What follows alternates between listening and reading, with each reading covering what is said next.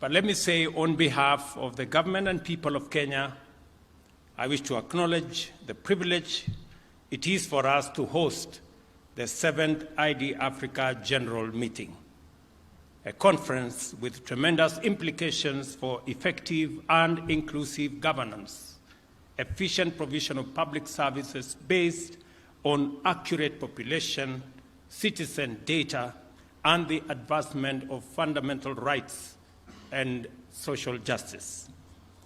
A gathering of eminent experts in the field of identity management, drawn from African governments, international development and humanitarian agencies, as well as global leaders in digital identity solutions. This is an event of monumental significance by all accounts, and I am immensely delighted to be here. And on behalf of the people of Kenya, I extend a warm welcome to all our visitors from Africa and the rest of the world. Please do feel at home and endeavor to find the time to experience our magnificent country and its delightful attractions that will make for a memorable stay, including what Governor Sakaja said. This conference offers a unique forum for productive interactions among African national identity management agencies, as well as potential transformative exchanges between these agencies and global experts from the identity and biometrics industry. I have been impressed by the latest identity management innovations on display, and I believe that they constitute a significant indicator of this exposition's transformative potential. We consider sound identity management to be essential to the integrity of the state because we recognize its immediate implication for the effective management of our democracy, society, and the management of our economy as well. Good governance entails effective administration and efficient management of the economy by a legitimate government authorized through democratic elections. Accurate information about the population resident within our territory is absolutely indispensable. To validly constitute government, we need an accurate idea of how many voters, how many people, how have they voted, so that we can effectively deliver public services and make it possible for citizens to explore opportunities and also deliver public goods. The government also needs accurate information on essential attributes of citizens and other residents of a country in order to provide them with services and otherwise allocate resources for their benefit with a measure of efficiency and accuracy. Moreover, the provision of public services also depends on the deployment of personnel and associated resources throughout the country in such a manner that the purposes and objectives of government are realized to the utmost. Transactional efficiency in the provision of public as well as private goods and services depends on a capacity to establish the identity of agents and quickly and accurately in that matter. In recognition of these imperatives, Kenya has established a strong track record of sound identity management practices anchored on a national population register that is underpinned by the maintenance of a shared fingerprint biometric system. The register captures the data of adult citizens, residents of foreign nationals, refugees, as well as other protected persons. Aside from this, Kenya also maintains a robust civil and vital statistics registration system. The government has instituted measures to ensure 100% registration of births and services and births and deaths by 2026. Aside from the overarching purposes of national identity management system, Kenya has specific objectives for pursuing this critical undertaking. Article 12 of our Constitution sets out the entitlement of every citizen to rights, privileges, and benefits of citizenship, and to a Kenyan passport and any document of registration or identification issued by the state to all our citizens. The state is therefore committed by implication to the full implementation of these clear constitutional provisions without any question or delay or any other excuse. In addition, these constitutional imperatives is aligned with the United Nations Sustainable Development Goals, and more specifically SDG 16.9, under peace, justice, and strong institutions to provide legal identity for all, including free birth registration. And I am very happy. I was particularly impressed and fascinated by the presentation of Colin Howell, a great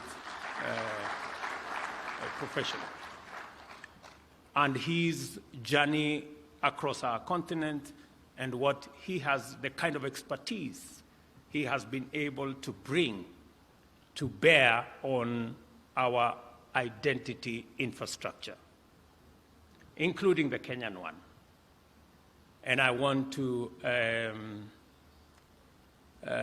say just two things. Even as you go through this very important conversation, and as you bring our professionals, experts, scientists, designers into this space so that we can chart the way into the future together, including all the expertise that come and have worked with us, I want you to pay special attention to two fundamental things.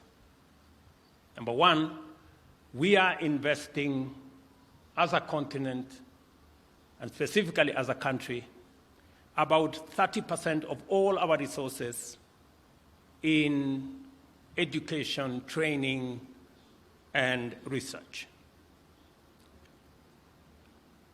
And because of that huge investment, we are developing a human capital. And about 30 million Africans join the labor market after undergoing various levels of education. I would ask that even as we develop the expertise around this field, even as we work with professionals and experts and designers, we have millions of young people, talented, tech-savvy in our continent that can be trained, that can work with experts from the rest of the globe, and in a very short time, we should be able to not only do what Colin Howell is doing by Africans in Africa, but we can also begin the journey to export that talent to other parts of the world.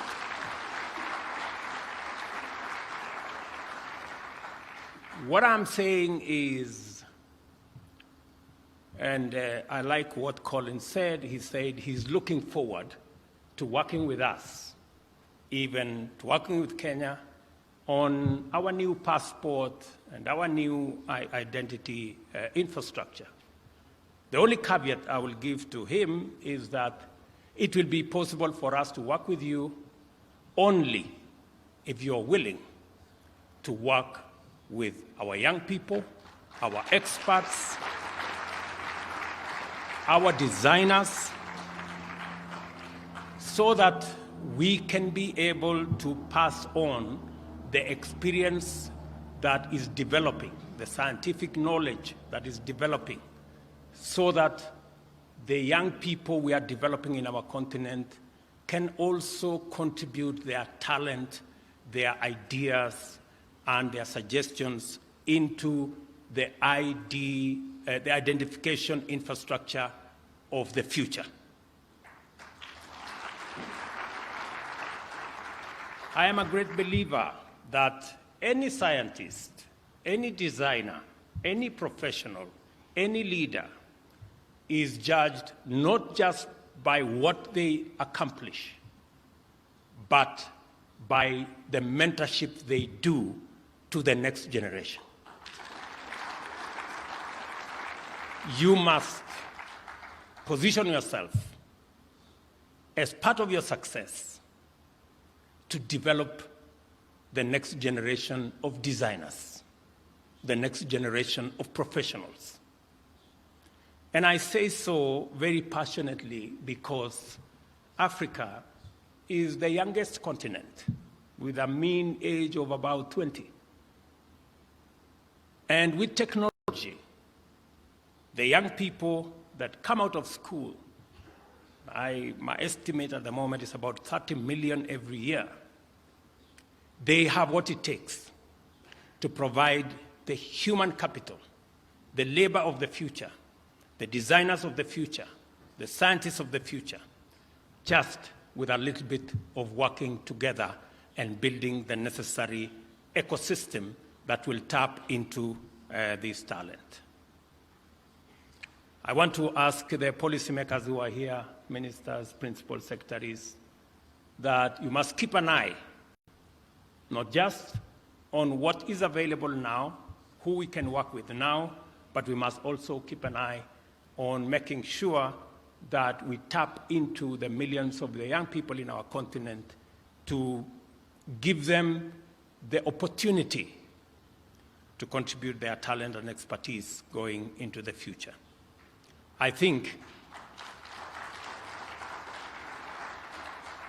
it will be the greatest appreciation for those who have assisted us to come this far, that we can give back and get young designers from Africa to help design IDs and identification documents in Europe, America, Asia, and all the other places that have been very kind to us to assist us in what we have been doing. I am proud of the progress we have made towards the achievement of this ambition, including notably granting of Kenyan citizenship to members of various communities which have lived in our country as stateless persons since independence. We have people from Mozambique, whom we have granted Kenyan citizenship. We have people from Pemba, whom we have had to grant them citizenship. We have other communities that we are considering because we believe the globe is continuously getting integrated. We are even working with the UN agencies to see some of our refugees who can then be considered for citizenship in Kenya, because we appreciate that continuously we are living in a global village and all of us must be able to work together towards a homogeneous society. Our identity management system is the bedrock on which Kenya's financial, revenue collection, telco, social security, universal health, and other voter registration systems are built.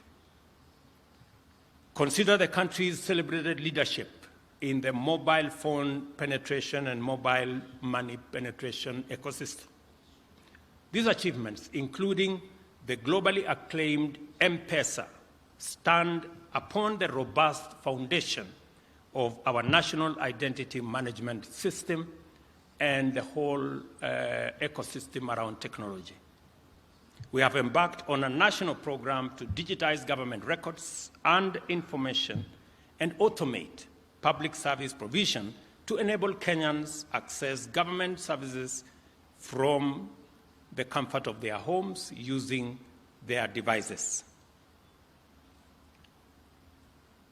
The aim is to significantly cut down transaction costs and minimize opportunities for corruption by eliminating unnecessary bureaucracy and also increase transparency in government and efficiency in the provision of government service. Over the past year, we have increased the number of services available. We have increased the number of services available on the digital platform from 320 to 5,000 and intend to cover all services that Government of Kenya provides. And I think we have identified close to 7,000 services. All of them should be available on a digital platform by the end of this year, so that citizens,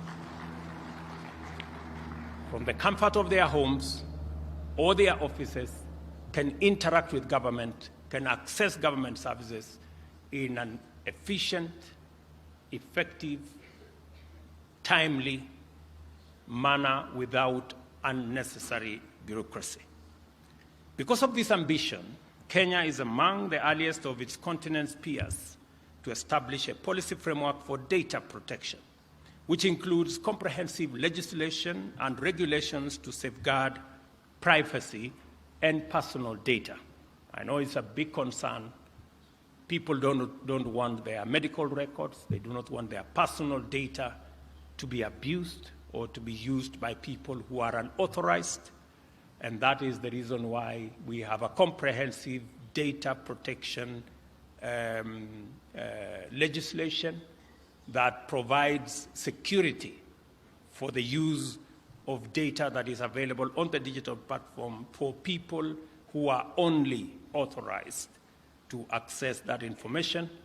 And I saw our Director General of Data, she's here, a very efficient lady, but she's also tough. I sometimes find people complaining that she has taken steps against them. Continue doing the good job, madam. You have my support. With a sound policy ecosystem in place, we are ready to execute our leap into a brave new world and become a fully fledged digital country and economy. Our identity registration and management journey, together with all the experiences and achievements along the way, demonstrate that properly considered and rationally executed identity management solutions can and do catalyze a country's socio-political and economic transformation, thereby empowering people to exercise their rights, access services, participate in affairs of their nation, perform their obligations, and pursue opportunities that are available in their countries. This is how sustainable development happens. Let me mention one more thing, that as we think about what I have said, as the professionals think about our young people, you must also think about the shared prosperity, that this identity journey must not erect barriers and roadblocks. It must just serve the good purpose of identity for ease of movement, so that using agile technology and identity systems, we can be able to make it much more easy for people to travel, for people to cross borders, because they are easily identifiable, and we can easily separate the good guys from the bad guys. That way, and I am talking to those of us from our continent, we should be able to eliminate the barriers that currently impede our ability to work together, to trade together, to invest together. We all know that the level of intra-Africa trade has been impeded by our inability to work together. As you work on these digital identity management systems, you must be sensitive to the fact that Africa is lagging behind in matters of trade between ourselves. Our identity ecosystem must facilitate us to actualize the tenets and the principles of the Africa Continental Free Trade Area that provides us an opportunity to trade, to increase intra-Africa trade from currently less than 10% to where Europe and the rest of Asia and the Americas are around 50, 60%. We can be able to unlock huge potential in our economies by facilitating the movement of people, goods, and services in our continent and be able to unlock the great potential that exists in our continent. It will also give us the opportunity to balance trade between our continent and the rest of the continents. It will also enable us to make a contribution to world trade and commerce and business. Today, we are contributing less than 3% of world trade. It's not that we do not have tradable goods. It is not that we do not have the men and women to do it. It is because we are not working in concert. We are not working with synergy. And hopefully the professionals who are here from our continent will want to appreciate that going into the future, we must make the world better by making our contribution. We have 17% of the population as we talk, yet we contribute only 3% of world trade. We must up our game, and hopefully those of us who are here can begin to talk together and work in concert, work in synergy, so that we can unlock the potential that exists in our continent and also be able to meaningfully contribute to the progress and the prosperity of the world by making our contribution to world trade, world commerce, and world enterprise. Our path into a digital economy will require us to proceed beyond our considerable achievements in identity management in order to transition from unique identity registration into a fully functional and secure national digital identity management system. A trusted, all-inclusive digital identity system is indispensable in digital governance. This conference, therefore, is quite timely insofar as it takes place while the government is deliberating the implementation of a civil registration and vital statistics system that meets the imperatives of a new digital era. The new system must be able to assign unique personal identification numbers at birth to all persons born in Kenya, upgrade the current national identity card into a national digital identity management system, and adopt the most sophisticated advanced passenger information solution to address the entry and exit of our borders and ports. I challenge all participants, especially identity management practitioners from Africa, to collaborate with Kenyan colleagues in sharing their experience, strengthening thought leadership, and exploring possible innovations to achieve greater integrity and efficiency in this sector. I also encourage industry experts to generously share their insights and apply their unique expertise in digital public infrastructure in order to generate solutions that will enhance the entrenchment of data sovereignty, both in Kenya and throughout Africa, as we learn from best practice across the globe. Data privacy for registered persons is an essential component of our public mandate, and we must take every possible measure to safeguard it at all times. We operate in an environment of escalating resource constraints, and yet, at the same time, we cannot postpone or downgrade our identity management endeavors.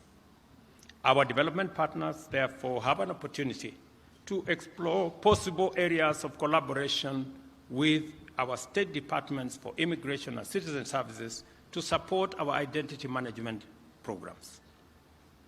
And I want to say here that we're looking at all options when we are discussing resource constraints, among them public-private partnerships, joint ventures, and other interventions that will bring the private sector to provide public service in a manner that is affordable and in a manner where there is shared outcomes, shared profits, and bringing the expertise and professionalism of the private sector into the delivery of public goods and services. I also want to address myself to one or two other issues that could come in the way of the delivery of what we are discussing in this meeting. Climate change is a huge component of what influences the availability, the deployment of public goods and services. When governments have to divert resources that are meant for the delivery of public goods, including education, including water, including health, and sometimes including the subject of digital ecosystem, to be able to provide for the vagaries of what climate change has visited on us, we need to have a conversation. And I want to say, those of us from the continent of Africa, we want to have a candid conversation on how we can leverage on the huge resources we have, especially energy resources, from wind, from solar, from hydro, from geothermal, to be able to sort out the big question of energy that is influencing world development. Africa can become a critical player in sorting out the challenge of climate change. We need to listen to what we are saying, and we want not a finger pointing, not a blame game. We want a win-win outcome out of this conversation. We want, as a continent, to bring the assets that we have, the energy resources that we have. We want others to come with technology, to come with investment, and have a conversation as to how we can not only deliver clean, green energy in the African continent, but we can also help other continents to be able to overcome their challenges of fossil fuel energy by exporting some of our resources through hydrogen technology to other parts of the world and sort out the big question of climate change using climate financing, climate investment. A week ago, I was discussing with the Prime Minister of Singapore how Kenya can assist Singapore in selling them some of our carbon credits to manage their own situation. This is the kind of discussion we want to have so that we can have a win-win, because we have only one globe to share. It is not the North versus the South. It is not Africa versus other continents. We have only one globe for all of us to share. We are in it together. Either we are sinking together or we are floating together. And I think I choose we float together. I also want to tell our good friends who are partners with us, we appreciate the investment and the opportunity to work with others in our continent. And it's the right thing to do. It's also good for us to know that Africa is the continent of the future. By 2050, a quarter of the world's population will be living in Africa. we will have developed a very big market. It is the youngest continent with a GDP of 3.5 trillion. We are currently consolidating, as African leaders, we are consolidating Africa into a single market. In fact, through the Africa Continental Free Trade Area, Africa will be the largest single market by 2050 in the world. Any business person, any entrepreneur, any technology provider must know where the future is for you to begin to make the necessary investments and to begin to have the necessary network for you to have yourself properly positioned in the continent of the future. And we will be open for business, and we are looking for a win-win formula that will harness all our potentials, build on the successes, build on best practice, and be able to support not just our continent, but to support humanity in making sure that we have a secure, we have a prosperous globe for us, for all of us to share. Finally, let me mention one more thing, because I have the benefit of many African leaders in this room. That we are also having a conversation about an ecosystem that is going to fairly give everybody an opportunity to be their best. We will be discussing in Paris shortly the international financial system and a new deal that will bring lenders and borrowers together. Because the lender cannot do without the borrower, and the borrower cannot do without the lender. But there must be a mutual win-win outcome for it to be sustainable. That's the conversation we will be having to discuss a new international financial system that gives opportunity for every part of the world. At the moment, our very considered view is the current international financial system is rigged against some, where other sovereigns access international financial resources at less than 1%, others access with more than 10%. When you are trying to deliver public goods, you cannot do it in a system where one pays 100 times more than the other. And we are not asking for a financial system that favors anybody. We are asking for a fair one that gives everybody a chance. This is the conversation we are going to have, and I am very happy that the people who will work with us, even as you think about identity, you must also know that we share one globe, and we are all on the same side. Once more, I affirm my profound delight at being able to participate in this timely, appropriate, and fundamentally transformational conference.